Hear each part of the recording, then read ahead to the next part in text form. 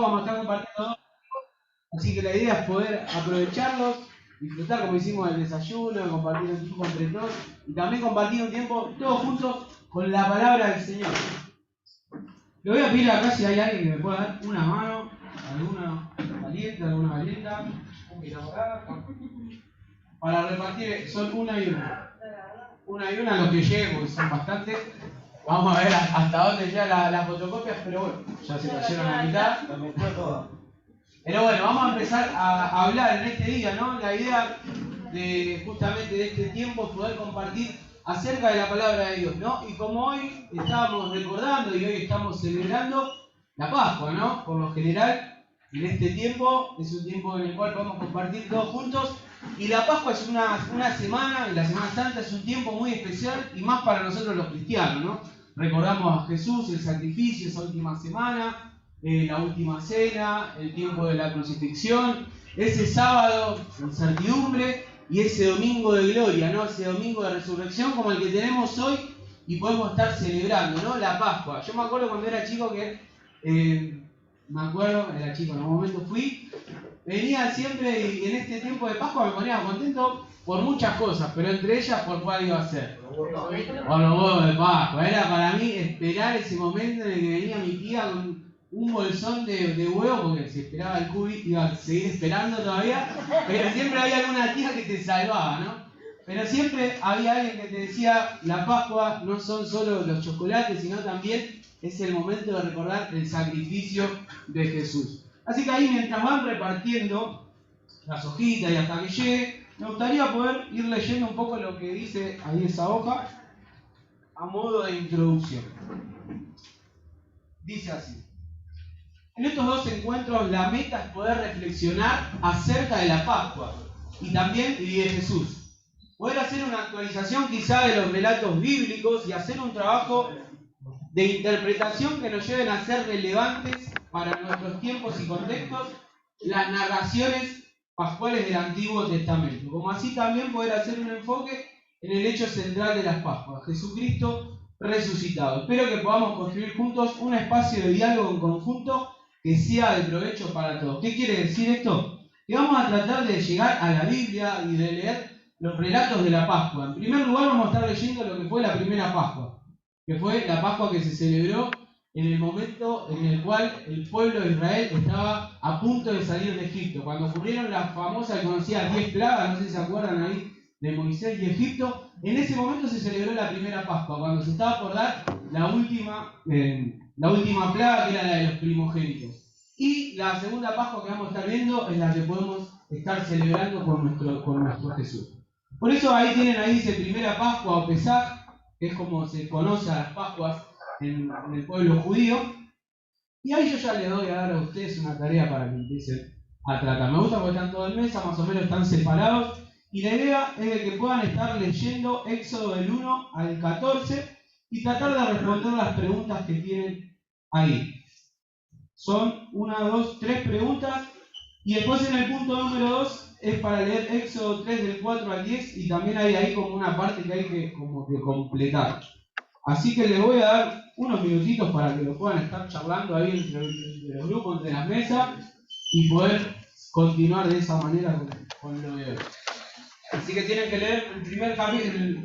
Lo primero que tienen que leer es Éxodo 1 del 1 al 14 y después Éxodo 3 del 4 al 10. Sí, la mano.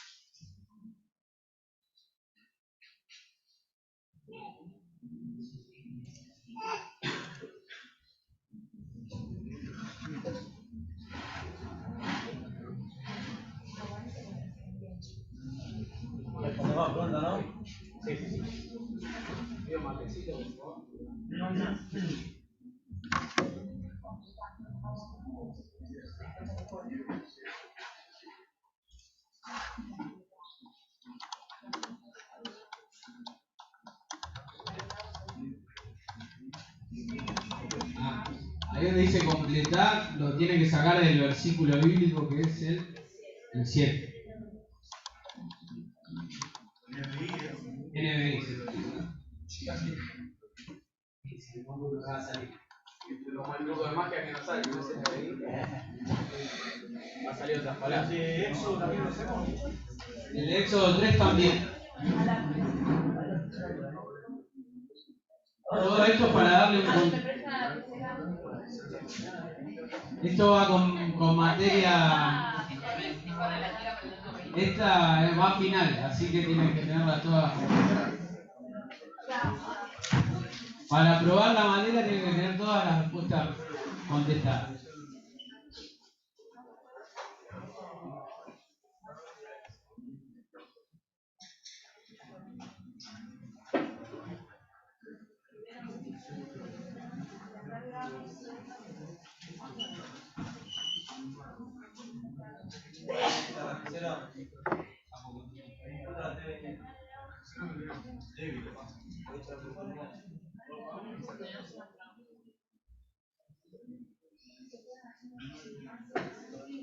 Primero que lo hace se lleva una rosca de Pascua, vamos a hacer. Nah.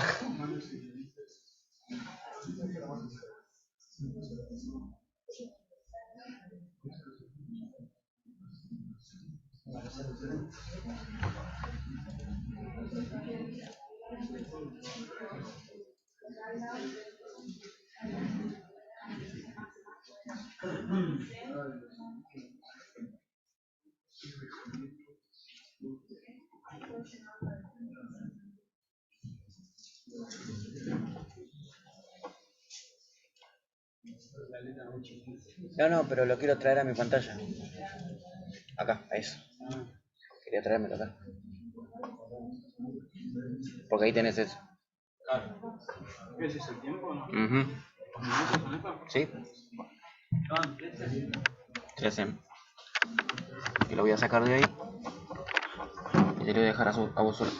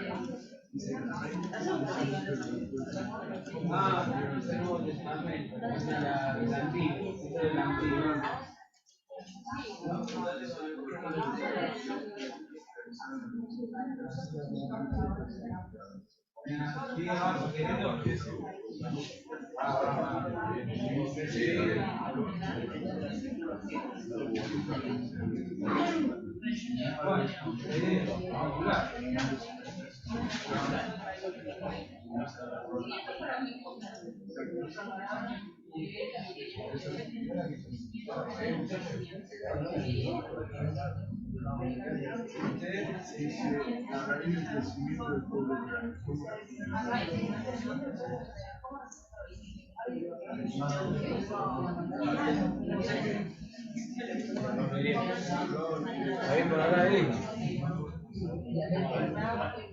Ah, está bien.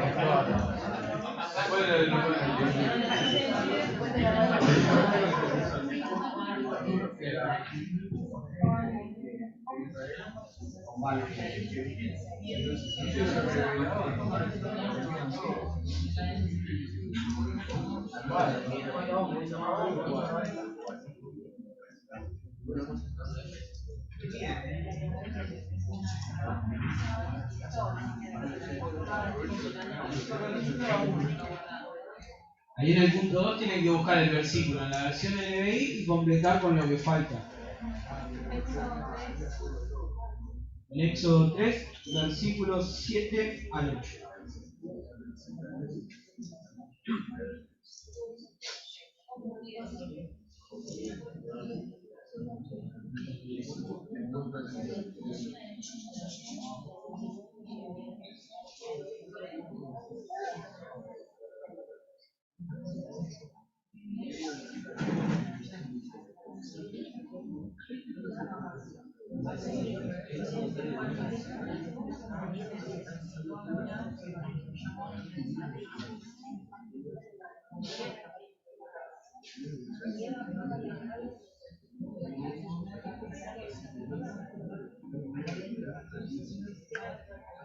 Bien, acá tenemos los primeros.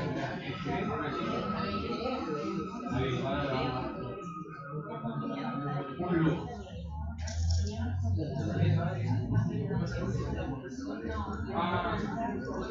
Igual más o menos.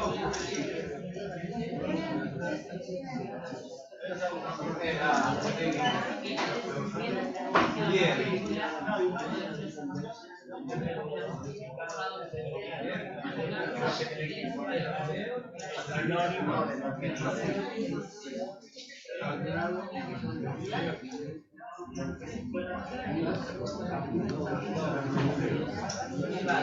Bueno, unos minutos más y ya terminamos. Vamos a seguir con la clase. Por favor, sí, López, por favor.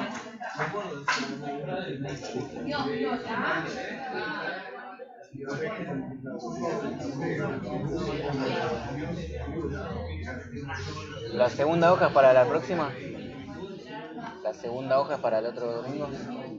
No, la segunda hoja es para acá, pero es para ahora, pero la vamos a pasar. Así. Vuelo de pago. No, más que nada eso para que les quede material. Bien. Bueno, muy bien. Vamos a meterle patas así continuamos. Dale. El grupo mucho charleta y nada de golpear.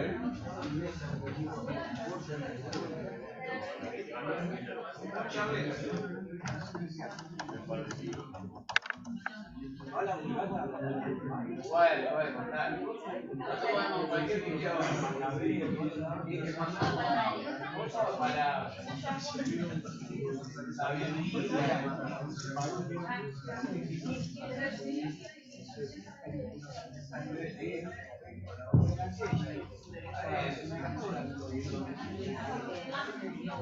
Bueno, muy bien. ¿Quién está por el punto número 2 ya? ¿Quién lo está por terminar? Ahí está, un minuto más y ya continuamos para que no se haga muy largo.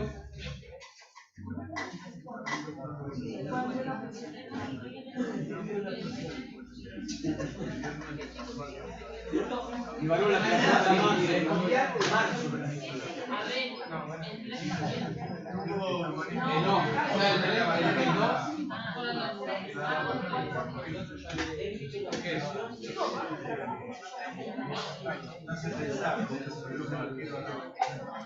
Bueno, muy bien, vamos a... Se saca la séptima. Bueno, vamos a continuar. Muy bien, lo que estamos haciendo con esto es dar un contexto a lo que fue la primera Pascua judía y a razón de por qué llegamos hasta el punto en el cual Dios tuvo que usar milagros, señales y prodigios.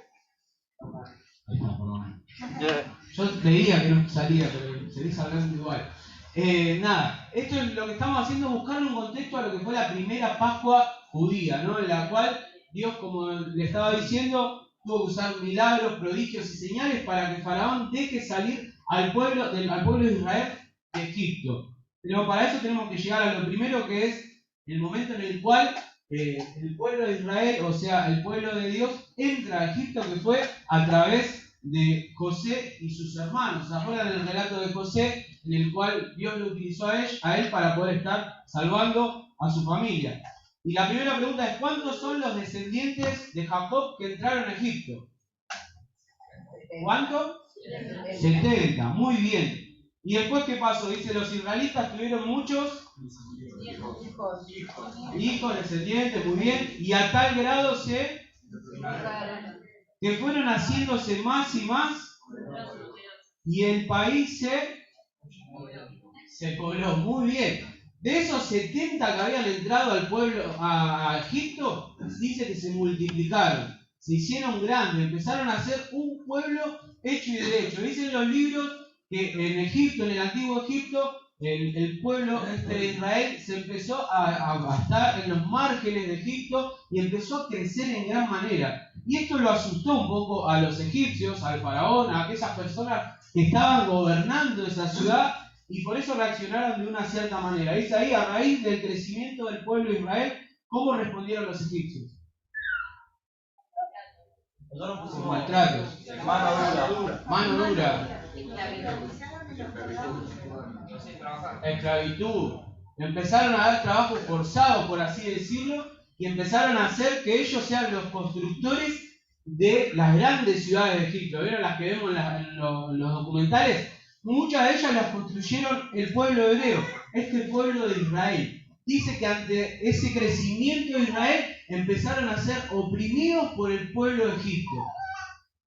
Imagínate, ¿no? Entraron 70, crecieron, ante ese crecimiento empezaron a ser oprimidos por el pueblo de Egipto y vivían en una opresión, vivían siendo obligados a trabajar forzadamente en Egipto, que hace un calor tremendo. Imagínate trabajar abajo de los rayos del sol, y empezaron a ser oprimidos por este crecimiento que habían tenido. Empezaron a pasarla mal, empezaron a sufrir, a tener un momento en el cual ese pueblo que Dios había escogido y que había sido salvado, que tenían la promesa de Dios, ¿no?, a través de Abraham, ese pueblo que tenía esa promesa empezó a ser oprimido y a pasarla realmente mal. Y ante ese sufrimiento, ante ese dolor, Dios tuvo que hacer su aparición. Dice ahí en el texto que leyeron en Éxodo 3, en el encuentro de Moisés con Dios en la zarza ardiente. Dios vio el sufrimiento del pueblo y reaccionó de una manera muy particular. Es lo que completaron ahí. Dice en Éxodo 3, del 7 al 10, dice, Dios vio la aflicción, la opresión, ¿no?, de su pueblo. Después dice, escuchó sus clamores, lamentos, quejas en otra versión. Y dice, y conoció sus necesidades. Así que Dios se quedó cruzado de brazos y se mantuvo totalmente alejado de su pueblo. No dice eso. Dice que Dios descendió para liberarlos, para sacarlos de Egipto y llevarlos a otra tierra de bendición. A mí me encanta este versículo y mientras lo leía me pareció algo sorprendente, esos tres verbos que yo se los marqué ahí en negrita, que dice que Dios vio, que Dios escuchó y que Dios conoció. Estos tres verbos para mí me parecen geniales, ¿no? El hecho de que Dios se acerque y mire, vea a su pueblo, que no solamente los vea, sino que también los escuche, y no solamente que los escuche, sino también que los conozca. Ese es un Dios que está vivo, es un Dios que está vivo, que tiene los sentidos para poder mirar, para poder escuchar, para poder conocer, sentir lo que estaba pasando en su pueblo. Era la opresión de sus trabajos forzosos, las quejas por las cuales ellos estaban atravesando. Dios las escuchó, no hizo oídos sordos y también conocía ese sufrimiento. Y me encanta ver a un Dios vivo, porque imagínate que en ese tiempo estábamos en el pueblo de Egipto. ¿Cuántos dioses tenían los egipcios? Lleno de dioses, pero ninguno de ellos estaba vivo. Pero el Dios de Israel, el Dios de Abraham, de Isaac, de Jacob, nuestro Dios, estaba vivo, estaba mirando, estaba escuchando y conocía cada una de sus quejas. Por eso Dios desciende en ese momento para liberar a su pueblo. Y ahí con poder, ¿no?, como te decía, con las 10 señales, con las 10 plagas, con los 10 milagros, Dios muestra su poder y saca a su pueblo de Egipto. Y dice que a partir de ahí el pueblo de Israel toma forma como nación a través de la liberación de Dios del pueblo de Israel, de Egipto. Nosotros celebramos el Día de la Independencia en muchos otros países también y tenemos quizá en nuestra gesta heroica un montón de próceres que son los que posibilitaron que nosotros hoy podamos ser una patria, podamos ser una nación libres y podamos tener una identidad como nación. ¿Sabes cuál es la identidad que tiene Israel como nación, al menos el Israel bíblico? Es Dios liberándolo de su pueblo. No hubo una persona, Moisés fue alguien que Dios utilizó, pero el que libera a Israel de Egipto es nuestro Señor, es Dios a través de su poder. Así que ahí llegamos, como le decíamos, ¿no?, a la primera Pascua, que es esa celebración que tenemos, y que después lo pueden leer, acá esto se lo voy a dejar para ustedes para que lo puedan leer, en Éxodo 12, nos encontramos con la primera celebración de Pascua, ¿no?, que era ese momento en el cual Dios le dice que va a pasar con un ángel de la muerte, a pasar a morir a todos los primogénitos de Egipto. Todos los primeros hijos iban a terminar muriendo, pero para que ellos puedan salvarse tenían que matar un cordero, pintar los dinteles de la puerta, y de esa manera el ángel iba a saber de que tenía que pasar por alto. Eso es lo que significa la Pascua. La Pascua o Pesach significa pasar por alto, es decir, que Dios vio la marca de la sangre y pasa por alto, ¿no? Pero esta fiesta tenía un carácter muy especial, que era un carácter que era familiar. Era una fiesta así como estamos ahora, compartiendo entre familias, entre amigos.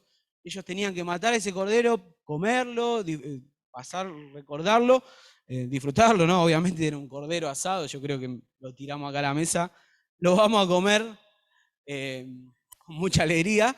Pero bueno, era un banquete familiar, íntimo, educativo y religioso. Y además presenta la importancia de que la sangre, como un agente protector ante la posibilidad de la muerte. Era por la sangre del cordero que esos primogénitos no iban a morir. Esto era la primera Pascua.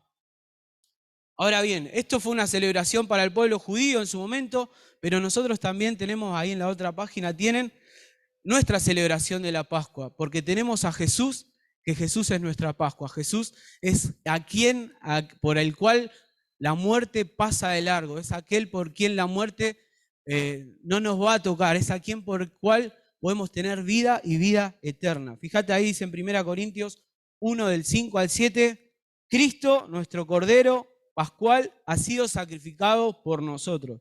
Cristo, nuestro Cordero Pascual, ha sido sacrificado por nosotros. Muchas veces nos pasa que nosotros, como quizá evangélicos, como cristianos, tenemos un lenguaje propio, ¿no? Y decimos la sangre del Cordero que nos limpia de todo pecado, y quizás se lo decimos a alguien que no conoce, no está en contexto de la Biblia, te va a decir, este está loco, ¿qué está diciendo? ¿Qué significa lo de la sangre del Cordero? Y tiene que ver con esto, ¿no? Jesús es nuestro Cordero Pascual, como fue esa fiesta, esa primera fiesta en la cual tuvieron que matar a ese cordero. Jesús es nuestro Cordero, por quien nosotros podemos tener el perdón de nuestros pecados. Fíjate ahí, la condición de la humanidad, la condición nuestra. Dice en Job 35:9, dice, todo el mundo clama bajo el peso de la opresión y pide ser liberado del brazo del poderoso. Todo el mundo clama bajo el peso de la opresión y pide ser liberado del brazo poderoso.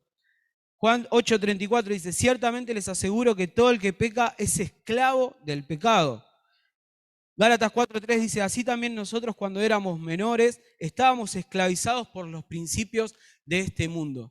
Nosotros quizás no estamos siendo oprimidos por ninguna nación, ninguno de nosotros es esclavo, pero ciertamente nosotros somos esclavos de algo, que es el pecado. El pecado en nuestra vida es nuestro amo, es el que nos hace vivir esclavizados. Pero no solamente el pecado, también la opresión y el peso del poderoso. Quizás muchas veces nosotros vivimos siendo oprimidos o presionados por un montón de poderes ajenos a nosotros que nos oprimen y no nos dejan vivir. Y fíjate en Gálatas que dice que estábamos esclavizados por los principios de este mundo. Otra forma en la cual también vivimos siendo oprimidos y vivimos siendo esclavizados son por este sistema que nos obliga a vivir de una manera en la cual Dios ciertamente no quiso que vivamos, ¿no? Dios nos pensó como seres para que vivamos en una relación con Él perfecta, para que podamos tener una relación perfecta con la humanidad, así como lo podemos leer en los relatos del Edén. Todo eso es la forma en la cual Dios nos pensó, ¿no? Pero a través del pecado fue que este mundo se corrompió y este sistema que nos obliga a vivir de una manera en la cual Dios no nos pensó para que estemos viviendo. Esta es nuestra condición, que somos esclavos del pecado, que el pecado está en nuestras vidas y que todos somos pecadores, dice la Biblia. Entonces, quizás no vivíamos esclavizados como el pueblo de Israel, como el pueblo de Egipto, pero sí vivimos siendo esclavos del pecado. Y por eso ante esa necesidad Dios actuó de la misma manera que había actuado con Israel. Dios vio, Dios escuchó y Dios conoció. Pero no solamente se quedó con eso, sino que Él se acercó, descendió para librarnos y para liberarnos de ese mundo. Dice ahí en el punto número 2, dice, Dios al ver la condición de la humanidad que vive bajo la esclavitud del pecado no se mantiene de brazos cruzados, sino que decide intervenir en la historia del ser humano Él mismo. Al igual que hizo con Israel, Dios mismo decide descender al rescate de la humanidad entera. Dios es el que provee el cordero para la Pascua, Jesús. Y ahí le voy a pedir a alguien si quiere leer 1 Pedro 1, del 18 al 21.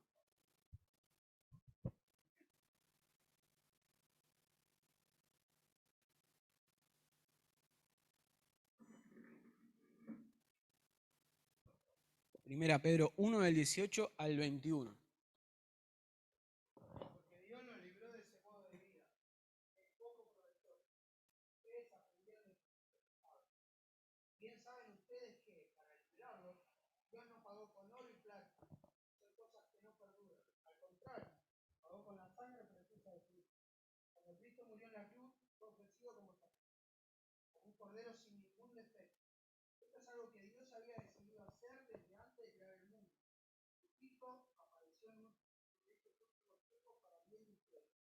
Por medio de Cristo, ustedes creen en Dios que los resucitó en un lugar de honor eterno.